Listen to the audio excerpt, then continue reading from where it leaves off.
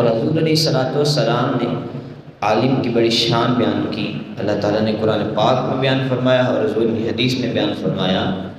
حضور فرماتے ہیں کہ اللہ تعالیٰ عالم پر رحمت فرماتا ہے، اور اس کے فرشتے اور زمین اور آسمان والے، یہاں تک کہ حضور نے فرمایا چونٹیاں اپنی بلوں میں اور مچھلیاں پانی میں اس عالم کے لیے رحمت کی دعا کرتے ہیں۔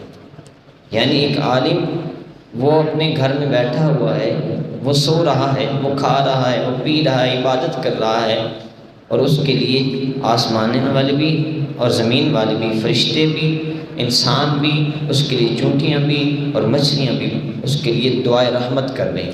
کتنی شان ہے ایک عالم کی، اور وہ عالم وہ ہے جس کے دل میں عشق مصطفیٰ ہوتا ہے، وہ سچا عالم اور اچھا عالم ہوتا ہے۔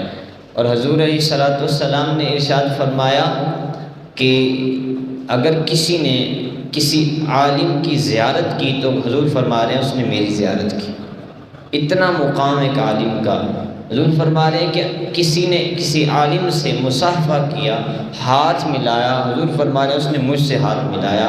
اور حضور فرما رہے ہیں جو کسی عالم کی مجلس میں، کسی عالم کی محفل میں بیٹھا، حضور نے فرمایا وہ میری محفل میں بیٹھا، اور جو میری محفل میں بیٹھے گا اللہ تعالیٰ اسے جنت میں بٹھائے گا، اللہ تعالیٰ اسے جنت میں بٹھائے گا۔ تو یہ عالم وہ عالم ہے کہ جس کے دل میں عشق مصطفیٰ ہو، جس کو دیکھنے سے خدا یاد آتا ہو۔ یہ عالم وہ ہے کہ جس کی باتوں سے، جس کے وعظ و تدریس سے، جس کی تصنیف و تعریف سے، جس کے بیان سے، جس کی تقریر سے خدا یاد آتا ہو۔ یہ عالم وہ ہے کہ جس کی بات سننے سے، جس کی تقریر سننے سے دل میں عشق مصطفیٰ کی شمع روشن ہو جاتی ہے۔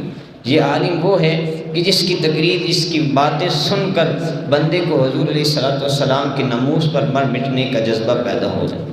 اور حضور نے فرمایا العلماء ورثۃ الانبیاء، کہ یہ جو علماء ہوتے ہیں یہ انبیاء کے وارث ہوتے ہیں۔ کتنا مقام حضور نے بیان فرمایا ہے۔ حضور نے فرمایا کہ یہ اگر کسی نے ان کے ساتھ مصافحہ کیا تو میرے ساتھ مصافحہ کیا، کسی نے کوئی ان کی مجلس میں بیٹھا، محفل میں بیٹھا، میری محفل میں بیٹھا۔